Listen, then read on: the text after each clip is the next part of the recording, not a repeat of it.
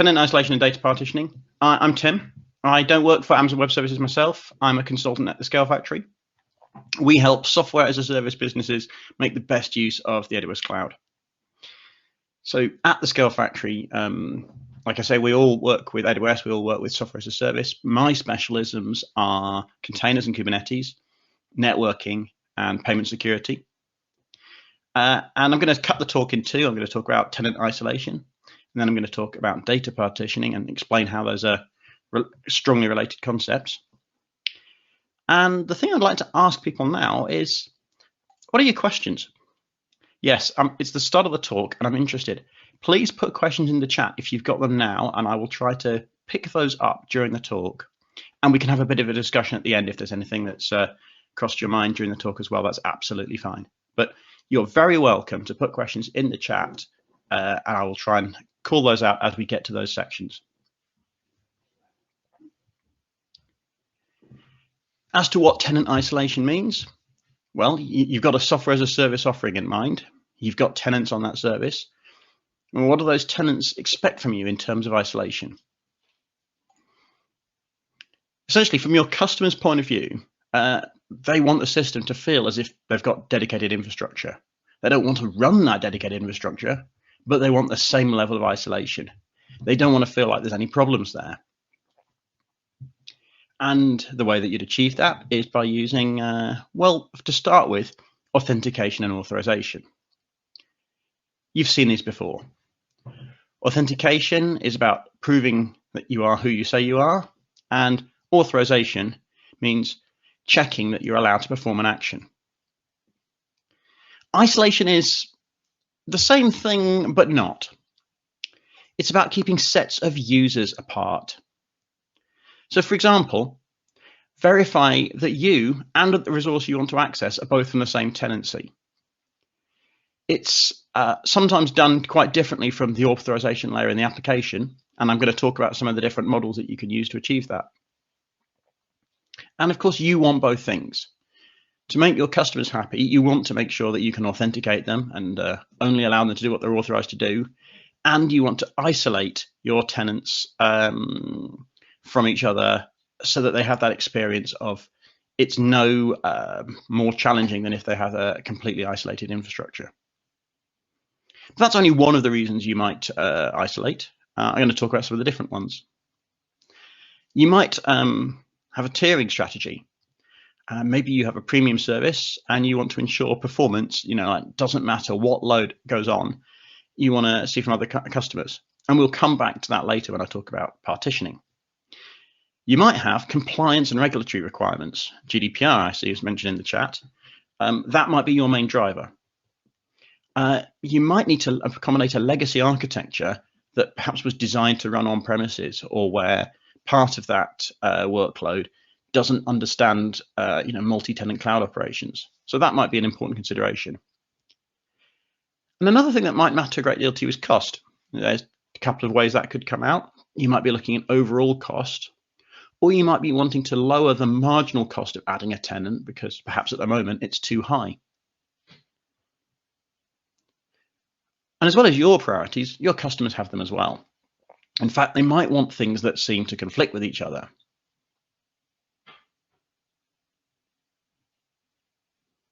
Now, should you support, both of what Ted and Mary want on these slides? How would you support that? There's definitely more than one answer. Possibly the answer is tiering. Place Ted, who wants compliance and security, into a high tier, make a price for that's appropriate. And then Mary might be more cost conscious, so have Mary in a basic tier. Or you might say, actually, a level of compliance that's needed is your software is appropriate, even in a compliance-oriented market, because you've written things well. Your isolation strategy is appropriate, even though you're not using, the kinds of isolation that involve lots of infrastructure that I'm about to come to. I mentioned there's multiple flavors of isolation. The simplest one, and you may well have seen this jargon, is silo. So the sort of etymology of this is from nuclear weapons, especially on the United States side of things, where the Air Force have got fields full of nuclear missile silos, and they've got teams of people sitting in special cushioned bunkers ready to annihilate half the world.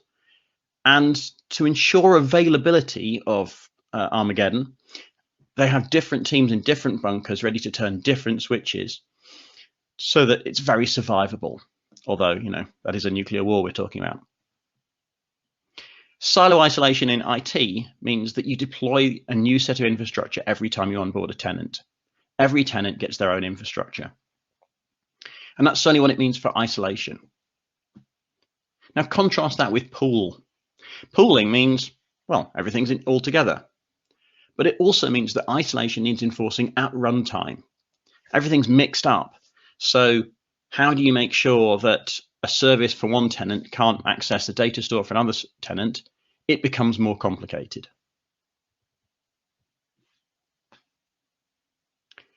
I'm going to look first into how you do isolation with Silo. I said before, it's the simpler model.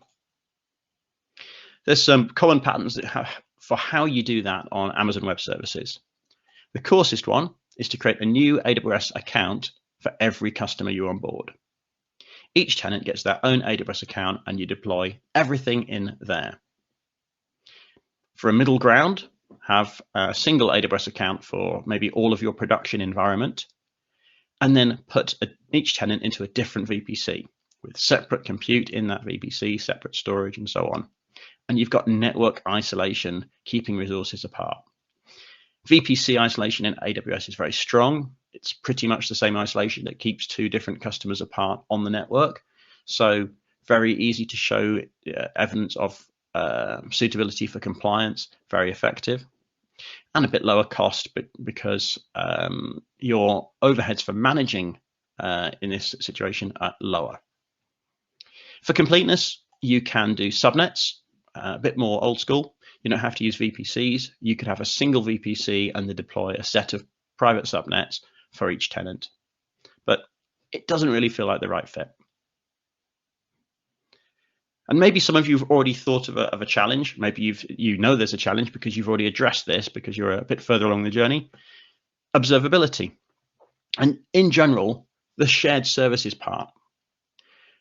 So a tenet of delivering software as a service is that you're providing a service to multiple customers and that you want common management tooling and you want common operations because that cuts your costs. That improves your operational effectiveness and lets you deliver a great service.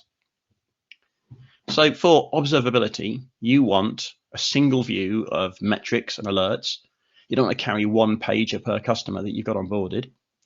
You want one bill. Your finance department probably does want that, even if you're going to drill into it more. And you want one way to look at logging. You may have logs stored separately per tenant. That might be an important aspect of your architecture, but your support team and other people at your business are going to want one way to search logs across tenants for troubleshooting. So even with silo isolation, you're going to find elements, and a CI/CD pipeline is another one, that you need to run across tenants most likely.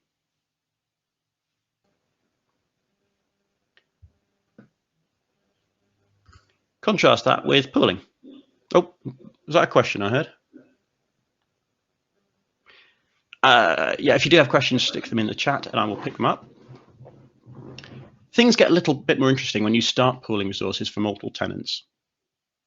If you've got lots of tenants sort of hitting the same resources, you can't use that low-level managed infrastructure like VPCs for isolation. So what is the level of isolation and how well can you rely on your application code to isolate tenants from one another?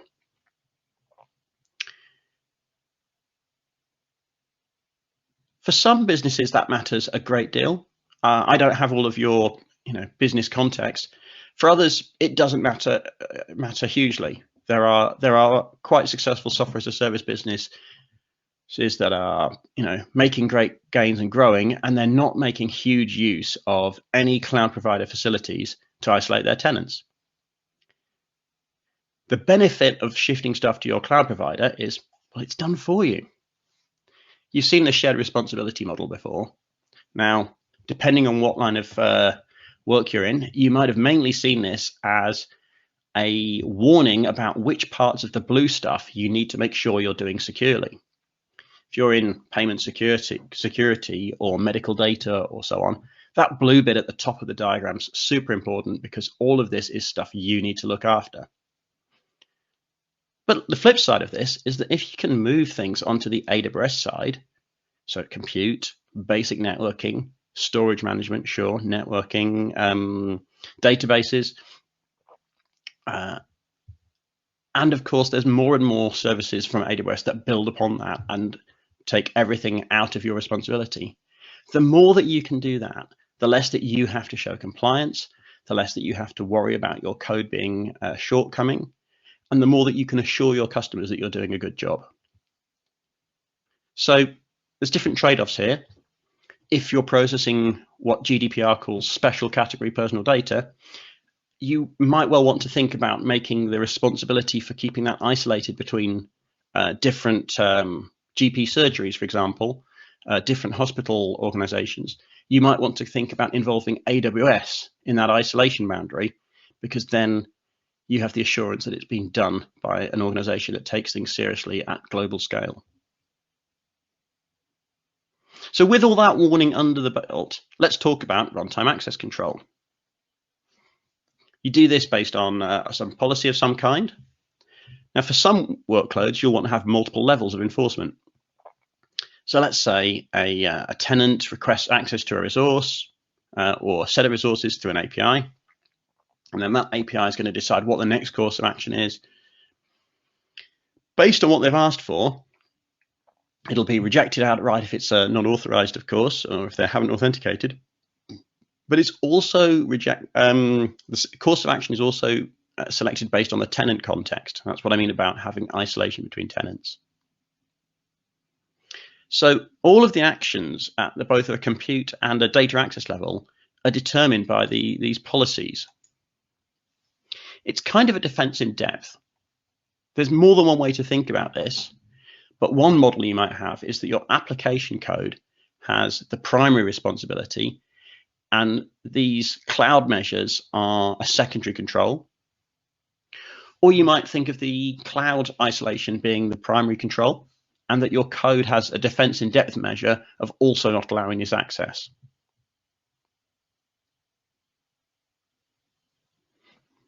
I'm going to get a bit more technical now. I'm going to talk about a couple of ways to do runtime scoped access. So let's start with a request for some data. You've got an API. Someone's going to make a request to it. They're going to, as I say, authenticate. We know what tenant they're authenticating for. And then in this architecture, let's say that public endpoint delegates the request to a data access layer, passing along the same bearer token. Here's what you can do to bring AWS IAM into that picture. So this is for pooling. The data access mechanism can ask a token manager, a new component you might not have had before, for AWS credentials that are scoped to that particular tenant. And how does that work?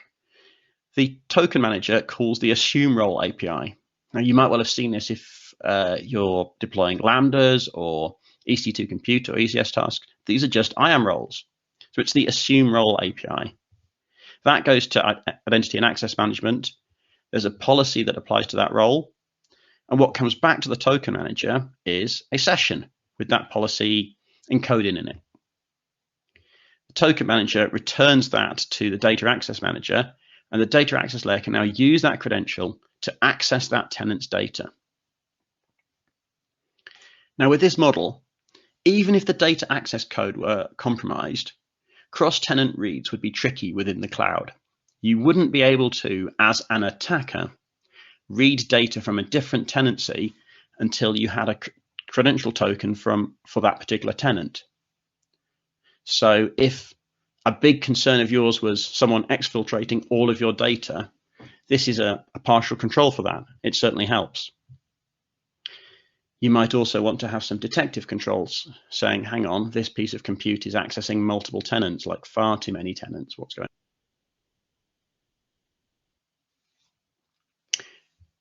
And now I'm going to show a variation on this theme. So this is RDS that we're accessing, but it could be Secrets Manager. Maybe you're protecting a secret that only admin users should know. So for each tenant, you define a secret, and you can now define a policy on that secret, because in AWS, resources can have policies as well. Secrets in Secrets Manager can have a policy saying who accesses them. Why is this helpful? Setting a policy on the resource, if that's possible, means that you don't have to change the token manager. You can insist that the token manager returns an AWS session from STS, Security Token Service, that encodes the tenant as maybe a tag. There's a few different mechanisms within IAM and STS that let you pass tenant information around. And then the resource policy can, purely by using AWS IAM constructs, insist that the secret for tenant 1234 is accessed by someone using a session for tenant 1234. So if you're able to use resource policies for decoupling, it helps. It means you don't have to update as much of your other parts of your platform to make changes. And if you're adding a lot of things, this might be a consideration to bear in mind. The shortcoming here is that I mentioned that we needed a role for tenant 8391, a role for tenant 1234. Every time you add a tenant, you need to add an IAM role. Guess what? There's a service quota. There's a limit on how many of those you can have. And worse, it's a global limit. So IAM is a global API. So that limit applies to your AWS account across all regions. You can't add another region to get a bit more capacity. Way to solve that is by pooling even more and generating the policies dynamically. If you're worried about scaling beyond thousands of tenants, and you may well be, you'd want to take a different approach. Imagine if the token manager could generate the IAM policy just when it needs to. Well, you can. You can vend a set of scope credentials. The token vending machine in this story has a template for what the policy should look like. It might be in an S3 bucket, for example. And you can render that policy back to some JSON and have the token vending machine apply the tenant context to that. So essentially, you're combining a template that says tenant ID goes here into a policy, and then generating a token with that tenant context applied, and the policy for that particular tenant. That then goes into the token vending machine. The token vending machine is eventually going to call the AWS Security Token Service and say, and this is the policy I want to apply, and pass that back. Now you have a small amount of code, the token vending machine and the isolation manager, that need to be sort of vetted to make sure that cross-tenant access isn't possible. So if you need to reduce your trusted computing base for compliance purposes, or because you want to avoid having to do strict code reviews on the rest of your workload, this can be a good technique. And taking this approach lets you scale to as many tenants as you need to.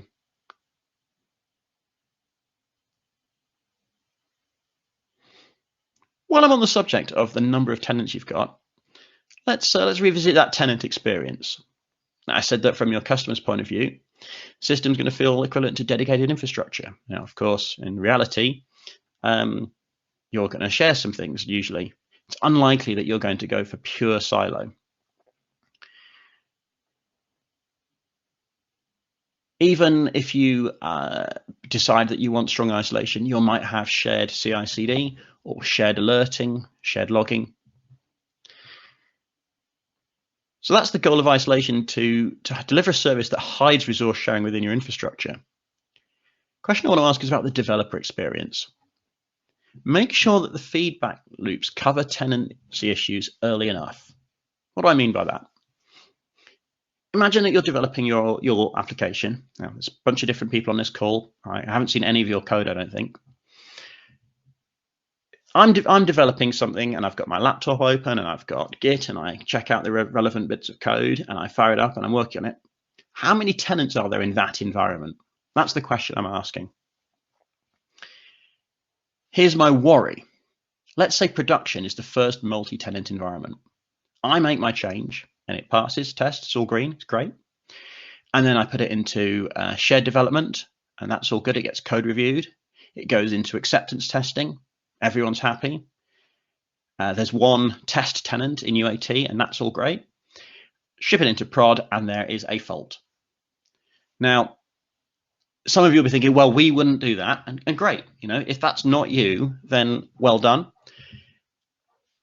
Bringing that feedback earlier in the process helps with the usual issues around cycle time, managing defects, and better feedback to the developers.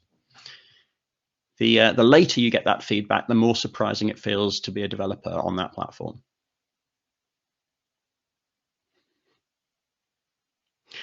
Feel free to put questions in the chat if you got at this point. I'm going to move on to talk about patterns specifically for compute and then for persistence.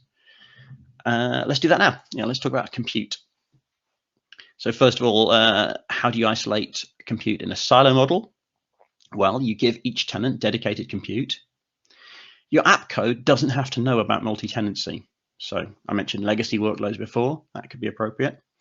But if your app is tenant aware, it's a really effective defense in depth.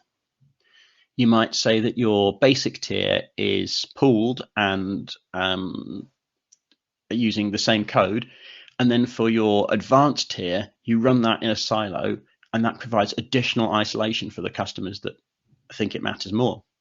A few options there. When you have got silo isolation, you can use roles to keep things apart. So a couple of examples. On EC2, what you'd likely have is an auto-scaling group. You might use Fleet per tenant. But you might also have Lambda for serverless and have a Lambda deployed per tenant. These are both examples of silo isolation. You're taking the unit that you need to deploy something. You can't deploy half of a Lambda. You're taking the minimum unit you can deploy, and each tenant gets at least one of them. So you get strong information security isolation here, which I'll show a bit more in a moment. Bear in mind that you still can have a noisy neighbor here. What do I mean by noisy neighbor? You've got three tenants, Alice, Bob, and Charlie. Charlie has a really good day on their sales and starts putting loads of traffic through. Their auto-scaling group or their Lambda scales up to use all of your service quota. Now you can defend against that, but let's say you didn't. And now when Bob or Alice find that they need to scale up, they can't because there's no capacity left. So even with silo, you have these shared things like shared account limits that might come into play. So let's talk about the information security side. An IAM role per tenant lets you restrict access. So first of all, you should restrict lateral comms. I would argue that with the model that we want this to be broadly equivalent to what things would like if you deployed your code on premises for the customer, just slicker and instant.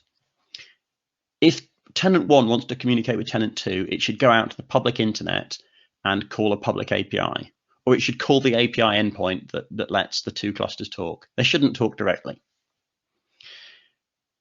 And we can also use IAM policies and IAM roles to restrict backend access. If each unit of compute, now that can be an EC2 instance, can be a task running on Fargate, an ECS task running on Fargate, could be a Lambda. If each of those units of compute runs with its own IAM role that's dedicated to the relevant tenant, then you can limit that compute to only access the persistence layer for that same tenant. Alice doesn't have an IAM role that allows Alice to access Bob's storage, essentially. The mechanisms you'll use will depend exactly on what your compute looks like, but especially on what your persistence layers look like. I will come to that.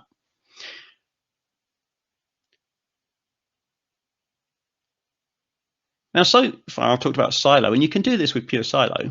I want to point out you can do this with a hybrid approach as well.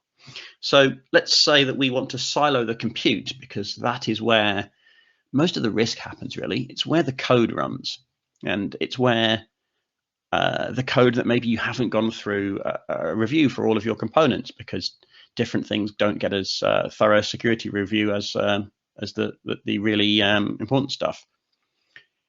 The less you can review your code, the better, because you can move more quickly. You don't want to be held up with a compliance review that takes 2 weeks or a penetration test that takes 2 weeks every time you make a test. But what you might want to do instead is say, well, we'll keep those things apart in case there is a defect. On the storage side, let's say we've got S3, DynamoDB, and RDS. These could be pooled resources. One S3 bucket that stores data for all the tenants and siloed compute.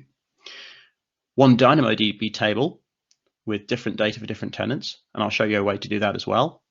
And similarly, you could have one RDS backend and siloed compute. Correctly defined IAM roles provide a really strong foundation for good isolation between tenants.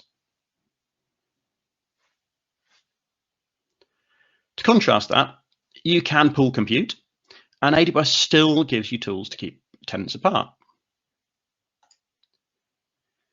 So before I showed a compute separated out per tenant, if you pool the compute and have the tenant acquire application-specific credentials, you can use that to vend out access to the backend. So you've got some shared isolation context, and from that shared isolation context, everything starts out running with the same IAM role, but you could call out to Cognito, and you could call out to Cognito taking credentials that the tenant has to provide. Or you can, another way to do this is to have the tenant run something like a mobile app or some client-side JavaScript code that directly authenticates to Cognito and then gets hold of those credentials and passes those credentials to your API. So here you can have compute that receives credentials for the particular tenant that are scoped to the tenant, representing a single user within a tenancy, and then you know which tenancy that's for, and then the compute can be restricted on how it can access backends the same sort of way.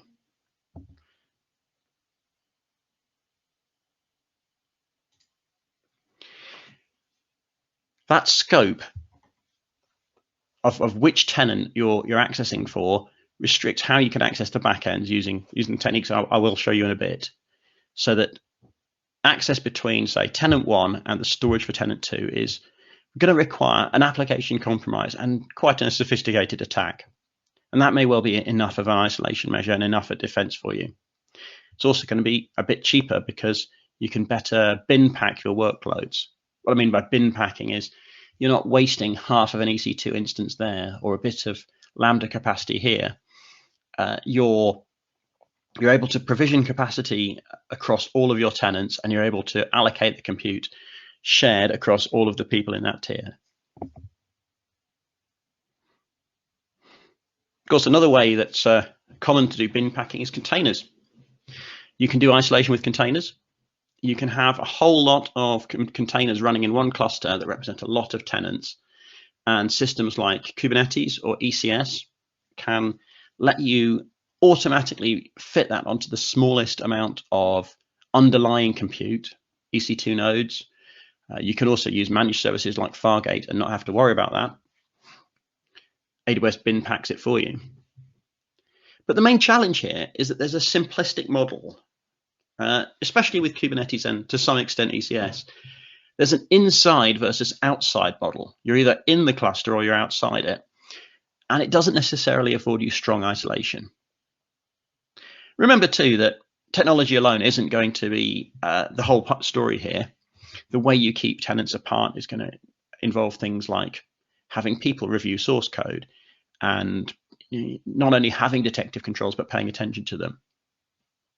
Nonetheless, I'm picking Kubernetes as an example. I'm a Kubernetes technical lead as a contributor.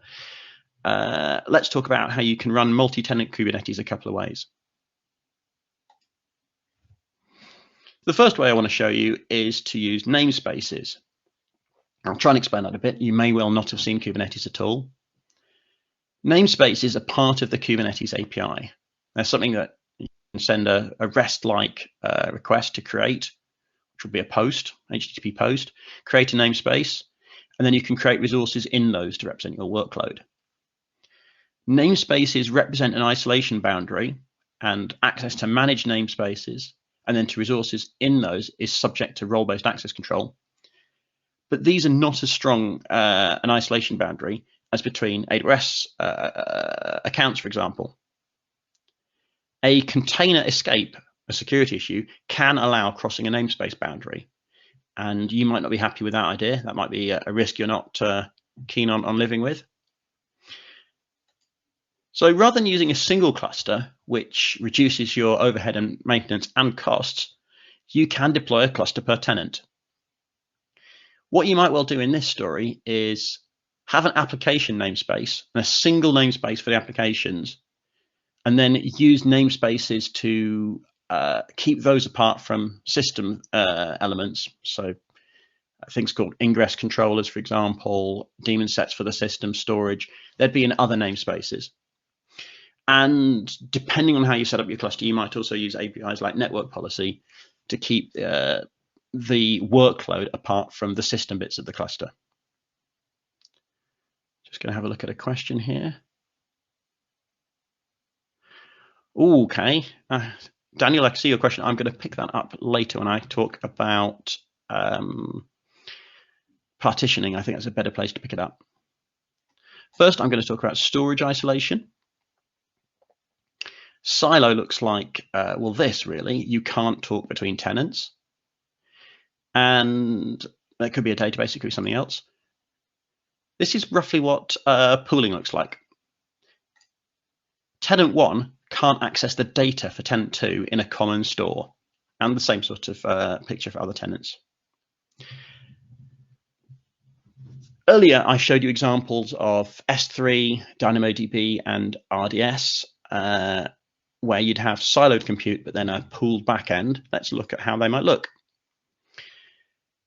With DynamoDB, you can use the prefix of the key as part of a policy check. So this is an IAM policy. You apply this to, let's say that this is for a part of the workload that only needs to read orders, but it only needs to read orders for the tenancy that you've got. If you've got that dynamic tenant policy vending machine, big words I know, but if you've got that system, or if you've got an IAM role per tenant, you can attach a policy like this and say, this compute is running with a policy that allows it to access this DynamoDB table, provided that the keys start with tenant 1. Now, you might need to think about this. This will only work up to 9 tenants, because if you've got a tenant 11, that will still match, I think. But you can do that sort of thing. You've got the table, you've got tenant 1, tenant 2, tenant 3, and you're only allowed to read the elements where the partition key in this case is tenant 1.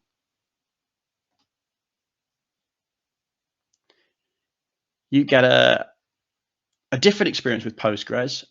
Really, they're not directly comparable in terms of how they work, but the same broad outcome, like this. Use row-level security. So run some SQL queries to set things up.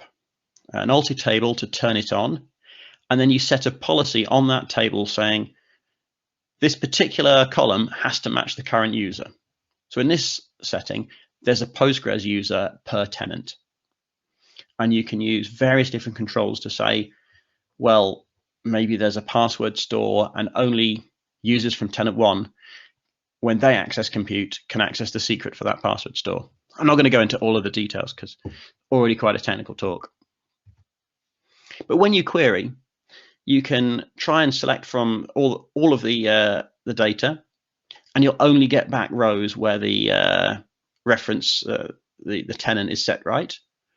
Or you can try and explicitly say, I want to select data where the tenant is tenant 1, or the data is tenant 2, and Postgres treats it, for when you're using row level security, as if you can't see any other rows, as if they don't exist, essentially. So that's a way to have a single, in this case, Postgres database cluster pulled across multiple tenants. And if you were paying attention, there's also S3. A couple of ways to do that. You can do a key prefix similar to DynamoDB. So you have one bucket and you have a whole bunch of objects in there, and you isolate those objects by saying, I'm going to let users from tenant 1 access objects that start with tenant 1/. Again, watch out for the string. You might need to think about how many zeros to stick in there, that kind of detail. There's another problem with this approach, which I want to call out because it could catch you. If you want to let people list that bucket, the only way you can apply this restriction is by saying to your users, you can list every object for your tenant. So let's say that there's 1 million objects for a tenant. You can require, using a policy, that a user from a particular tenant can list objects, but they have to list all 1 million objects that belong to that tenant. You can't restrict it and say tenant 1/2021/10/19. You can't do that because the flexibility is not there. And that might mean that you're spending a lot more money and resources on bucket listing operations than you thought you were going to be. There's another way to do it using tags. There's a very cheap but chargeable API operation to set tags on an object, and then you can read those tags back, and you can set policies. So users from tenant 1 can only write objects if they tag them. Users from tenant 1 can write to object tags, but they have to make sure that the tenant tag is always tenant 1. Users from tenant 1 can read objects, but only if they are tagged tenant 1. That kind of thing.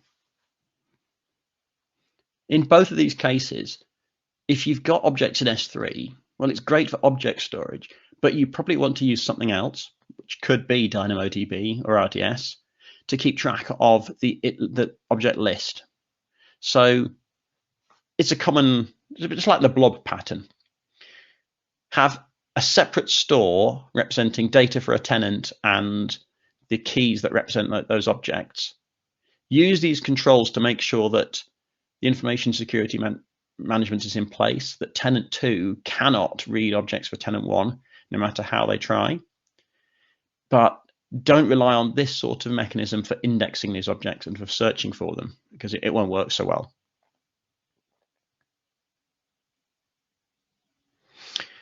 So to kind of start wrapping up what I'm going to say about isolation, you need to take business context into account, not just the technical things I've said, when you are picking between these.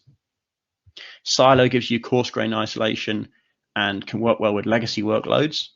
Pool lets you do fine-grained controls, works well if your workload is really already multi-tenant aware. It might be the only choice for a workload where lots of cross-tenant access is actually designed in. So if you've used, for example, Slack messaging, they've added cross-tenant messaging.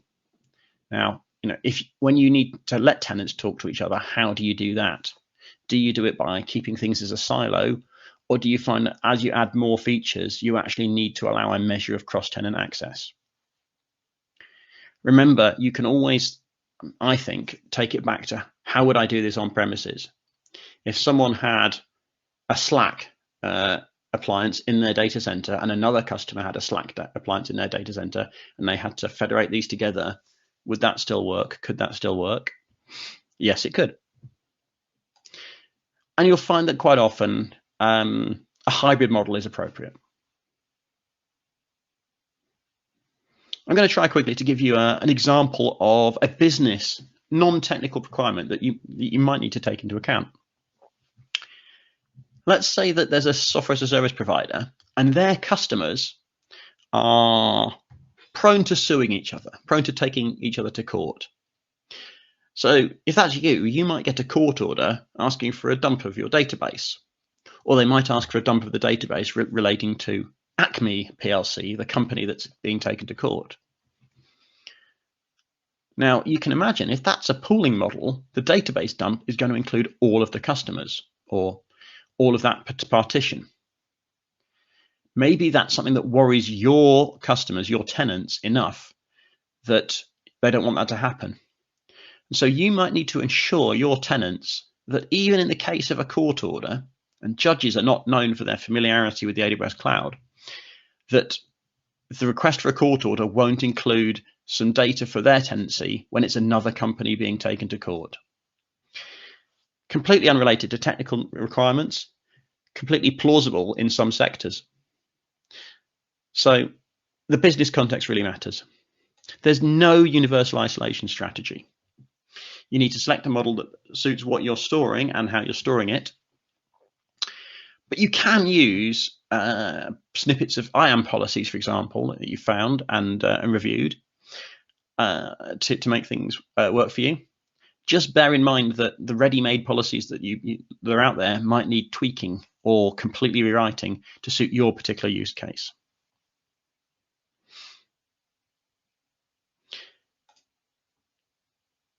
You should design for isolation, which is not the same as authentication and authorization. Taking limits into account, make sure you get that early feedback, including with multiple tenancies, to avoid your developers getting a surprise too late. Don't assume that across your product range, your workload, there'll be a single isolation model. You may even have to build your own thing for a particular component. Your customers assume that isolation is taken care of. And I guess this is all about not letting them down there.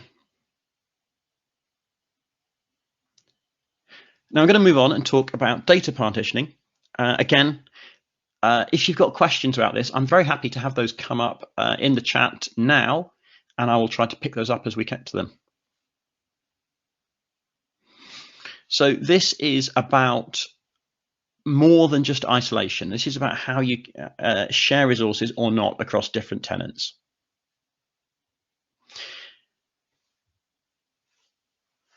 The idea is that there's a way to differentiate where you're storing different tenants' data. You should always be able to say for a given piece of data which tenant that's for, and you should always be able to say for a given software as a service tenant where you can find their data. And depending on your particular context, it might be really important to be able to answer that question sort of with one click or effectively and promptly. For example, if you might offer a service that lets people export all their data, or you might have a subject access request and need to make sure you're searching all the places. I saw there was a question about backups as well. You might need to take backups into account and make sure that you can restore data for one tenant without having an impact on the other tenants that were on the same cluster, for example. There's a whole bunch of different things that can drive how you decide how to partition data. You've got those business requirements, you've got technology requirements, you've got these other domain requirements. So information security, compliance, availability, people's availability expectations. And there's going to be non-functional requirements as well you have to take into account when you're designing how to partition data.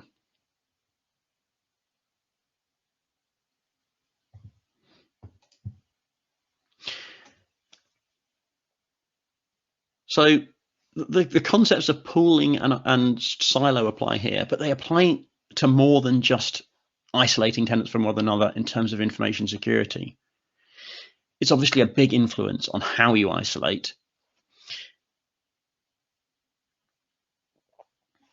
But you might separate out data across multiple tenants, and I'm going to show you what I mean by that.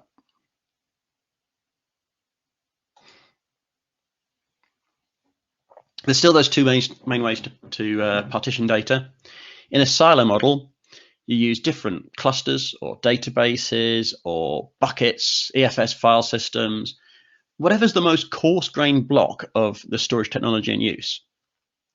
Now, those are all AWS services, but you might also go with, for example, an EC2 instance or a set of EC2 instances running a proprietary technology. And if you've got 4 or 5 of those clusters, then you've got 4 or 5 partitions.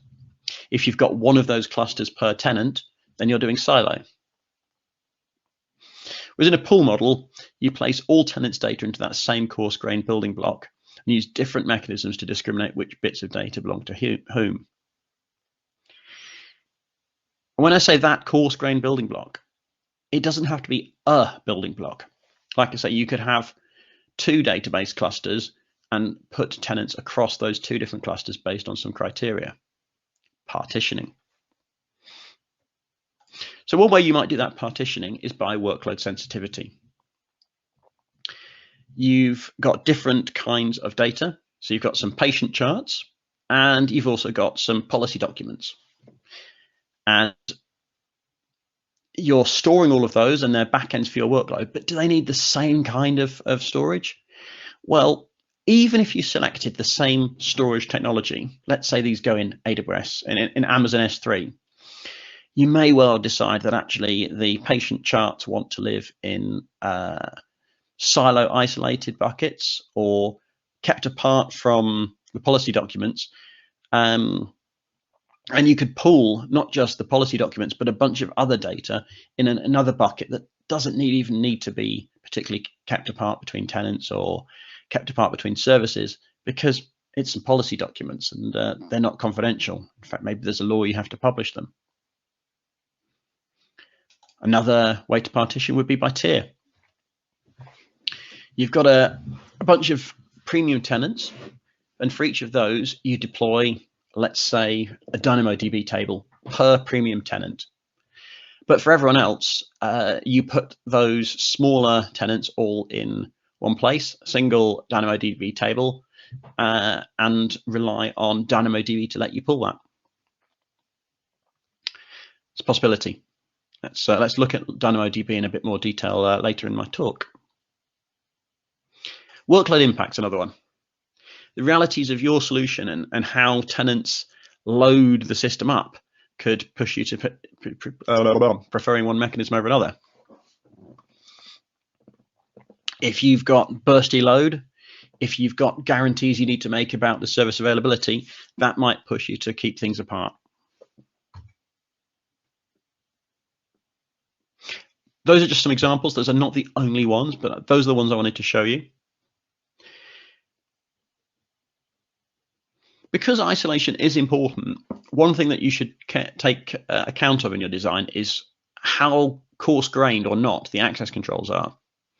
So I showed you some examples of fine-grained access control with DynamoDB or S3, but not every service offers that. So remember that partitioning and isolation, they're different things. Partitioning tells you what data belongs to what tenant and where it lives, but it isn't about who can access that data. When we talk about who can access that data, we're talking about authorization and we're talking about tenant isolation. So putting tenant A's data in a different database than tenant B doesn't mean you've prevented that cross-tenant access. But the options you have for isolation can influence how you even go about partitioning.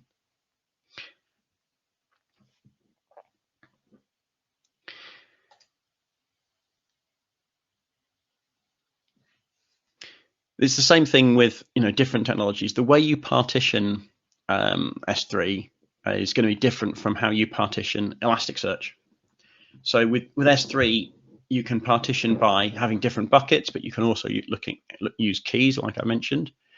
With OpenSearch, yes, you can deploy different clusters. You can always use the silo model. You can always deploy another, whatever that most coarse-grained unit is. You can have different indexes.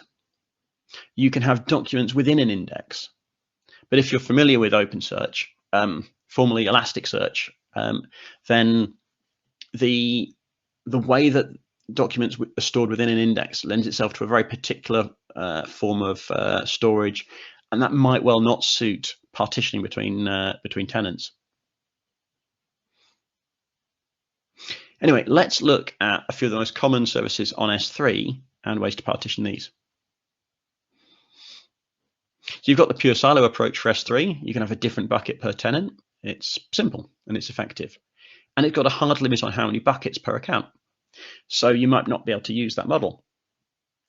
You could consider making a new AWS account every time you reach that limit, but then you're going to have some other challenges. You need to manage that extra account, for example. So your tenant provisioning story gets quite a bit more complicated. It's generally going to be harder to manage. I wouldn't recommend the add an extra account to get past limits story. It suggests an architectural approach with pain in its future. But there's some other models. You can have a single bucket with a key prefix per tenant. So these are like folders per tenant in a file system. S3 is not a file system, but it's kind of the same thing.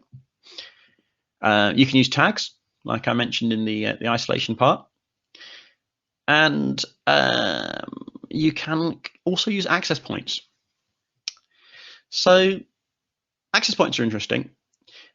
They don't actually add any isolation, but what they do give you is a convenient DNS name that sort of wraps up a set of access policies, which could be these tags must apply or this prefix must apply, and exposes it as a DNS name. That could be useful. Again, you've got a service limit. There's only so many access points for S3 that you can have in an AWS account. So with RDS, you can, of course, do the silo model. You can run multiple databases on a single cluster. Oops, sorry, misclicked. Now, if you've got one cluster, you can run multiple databases. At least with Postgres and MySQL, I don't think Oracle has that model where you can have one database cluster, so a primary and some replicas, and within that have multiple databases. You can use the database as an isolation boundary, but also run multiple RDS instances for scaling. So how would that look? Imagine you've got 80 tenants and you've got 10 RDS clusters. Well, the maths is quite simple. What that means is that each of those clusters has 8 tenants on it. And within that cluster, there are 8 different databases that each represents their own tenant. You might do bin packing.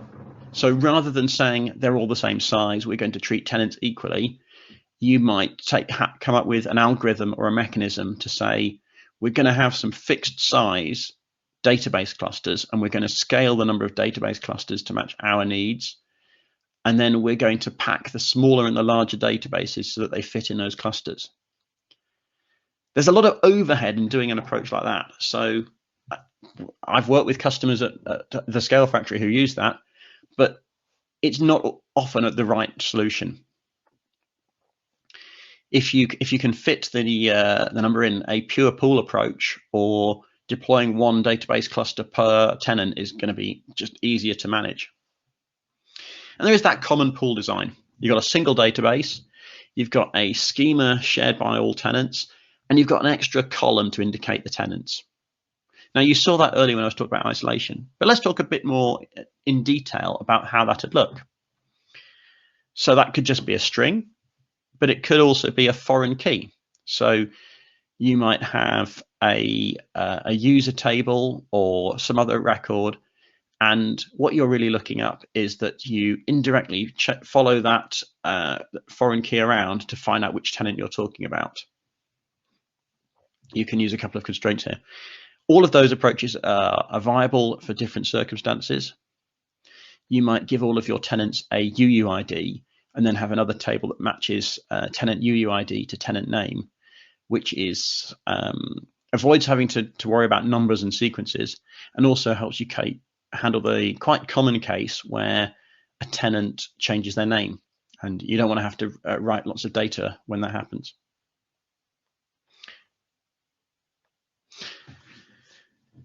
You can also share the database and then use RDBMS constructs like schemas or namespaces within the RDBMS per tenant. That's not so good for isolation. It's also harder to operate. DynamoDB lets you do the same thing. You can have silo isolation with a table per tenant. It's got a low AWS service quota, so watch out for that. Or you could do pooling with all items in the same table. Now, the worry here is, what if your tenants are different sizes?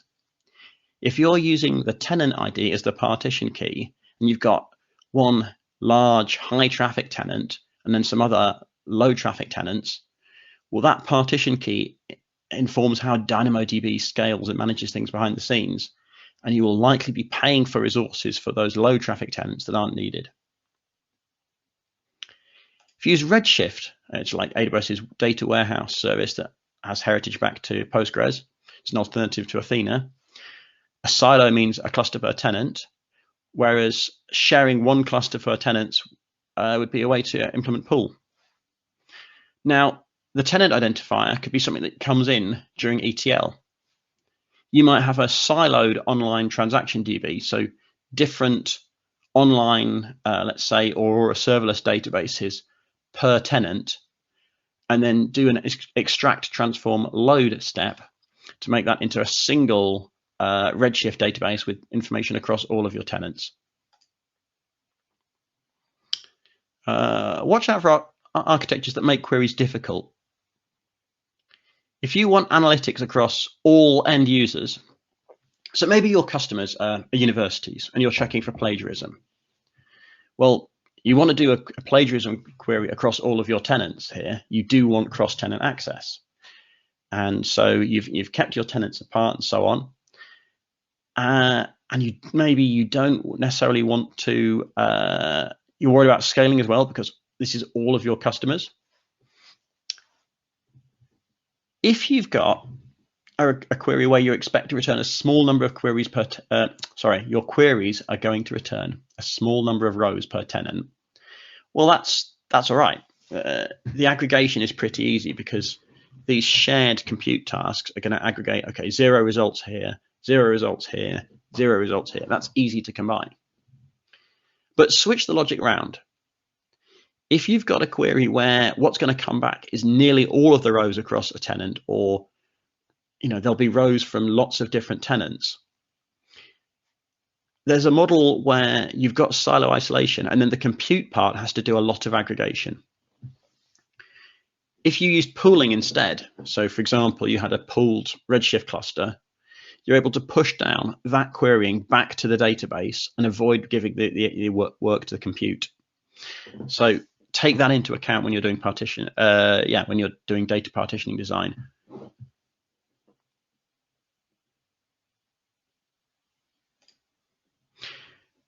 Cost isn't a factor that you probably, I would say everyone on this call probably cares about cost. The most common pricing model in software as a service is to pay for what you use by, say, API call.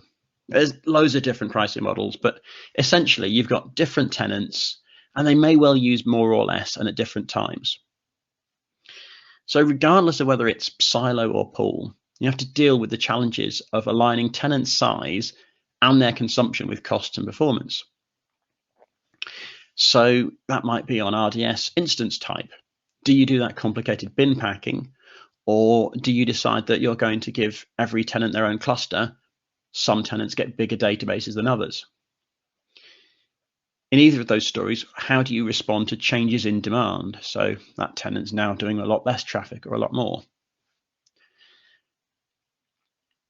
There's lots of other services where you can adjust the capacity using an API call. You've got EFS and you can manage its throughput by calling the AWS APIs.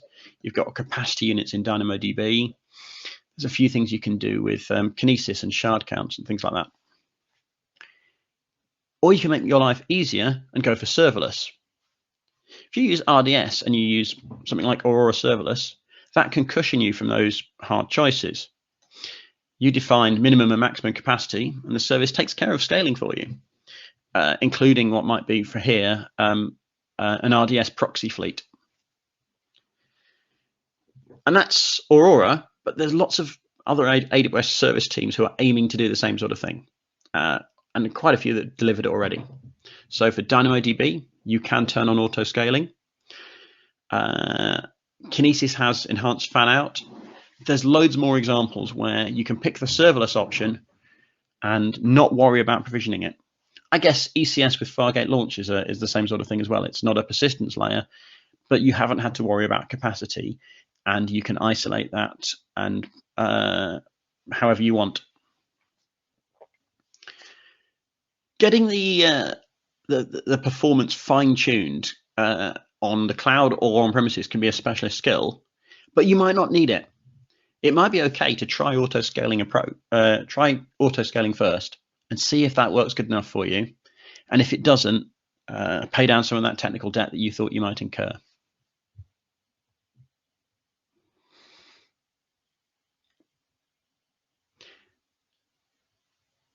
How do you decide how to partition? How do you pick all of these different approaches and decide what approach to use? Now, this slide looks familiar, right? It depends on your focus. Are you focused on cost, on performance, on information security, on resilience? Maybe you're focused on ease of use. And what I probably mean by ease of use is more developer experience. I'm sure that you're concerned about your end users' ease of use in all of these stories, but maybe developer friction is a key concern, and you're looking to design or redesign an architecture to address that developer friction. These different layers for durability have really different characteristics. You might find that fault tolerance is taken care of for you, which is great, or you might need to look after it. You might need to account for it quite a lot. You need to think about your business context, because that is what lets you decide. That's why this is a 90-minute talk and not a 5-minute talk saying it's always this. Of course, sometimes you can put all your eggs in one basket. If a single backend meets your resilience needs and you're not worried about outgrowing it for that component, or if you're confident about being able to migrate, if you don't need to demonstrate strong isolation, or you're already happy that you've got effective code reviews so that the application layer can handle that for you, then you can use a single pool strategy. And I'd be happy to say there are cases where that's appropriate. It's not a one-size-fits-all model. Just like you need to pick the right storage technology for each component in your architecture, you can and you should select a partitioning strategy to go with that. I don't mean either that you say, oh, well, this service is silo and that service is pool and this service is silo. It's much more nuanced than that. Even within a service, there might be better ways to store and partition different families of data and information. So in summary, partitioning is not a decision that you take application-wide. Each microservice can have a separate strategy for storage, but you should select based on the use cases you have and taking isolation between tenants in mind.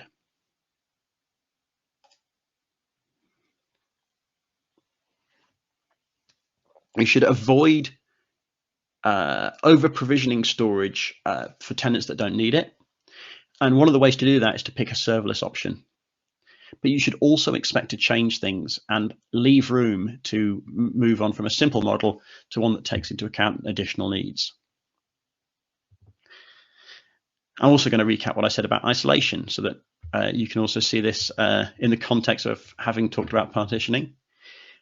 Remember to design with isolation in mind, that isolation is not the same as authentication and authorization. That you should, sorry about that, account for limits and think about feedback and getting it in early. Putting all that together sets you up for successfully delivering software as a service that scales and meets your customers and tenants' isolation and information assurance needs. Thank you.